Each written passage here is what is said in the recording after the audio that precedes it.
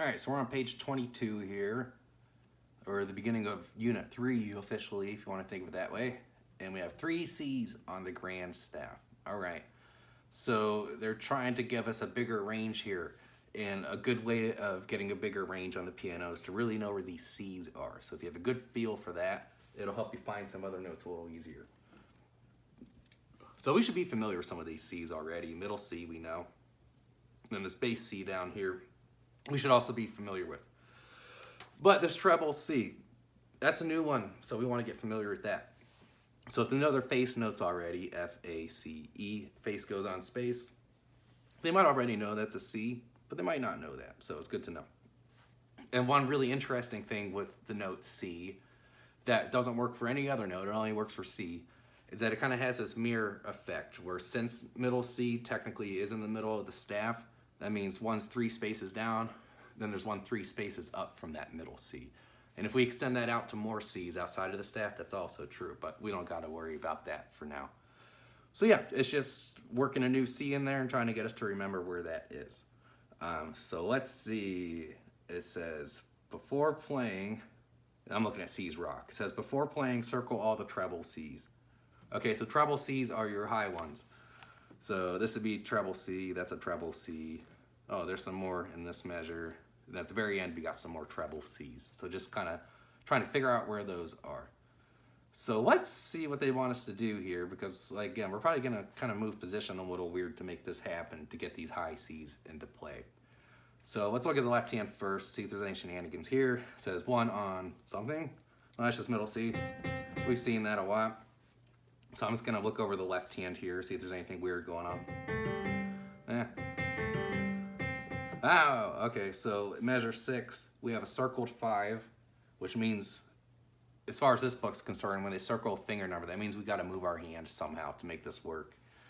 And then we get a circled 1 in measure 7, which means we're looking like we're gonna move back to where we were. So that means we're gonna have to move down and catch these bass C's, then we're gonna have to move back up to catch these C's up here.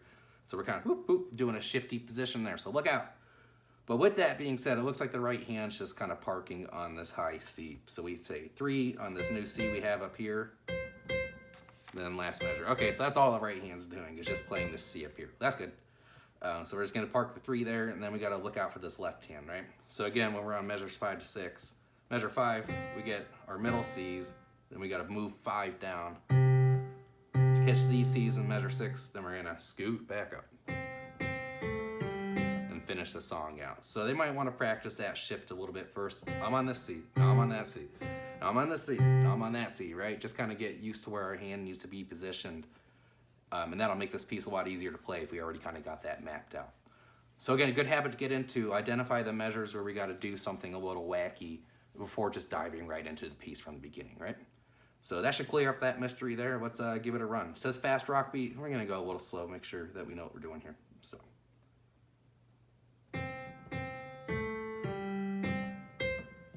Rest. Oops. Rest. Here comes the shift, down, back up, rest. All right, that's not too crazy there. So again, not a crazy piece, but they're trying to get you used to the finding all these C's. Let me do it one time more, a little quicker here, and I'll keep my hands on the keyboard this time. See, I talk about these bad habits of taking our hands away, then I do it. We shouldn't do that, we should leave it parked, so leave it where it is. All right, here we go, one last time.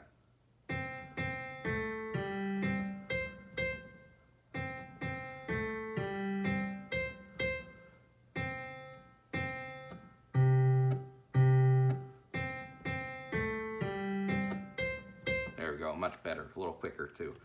You might notice when I move to this position, I'm just doing a whoop, I'm just doing a little slide, so we don't gotta do these big gestures or anything like that. Just think like a typewriter or hermit crab. We're just just moving down there. So no big movements there. Keep it as little motion as possible to get to those notes. I think that's it for this one. Let's see what's next.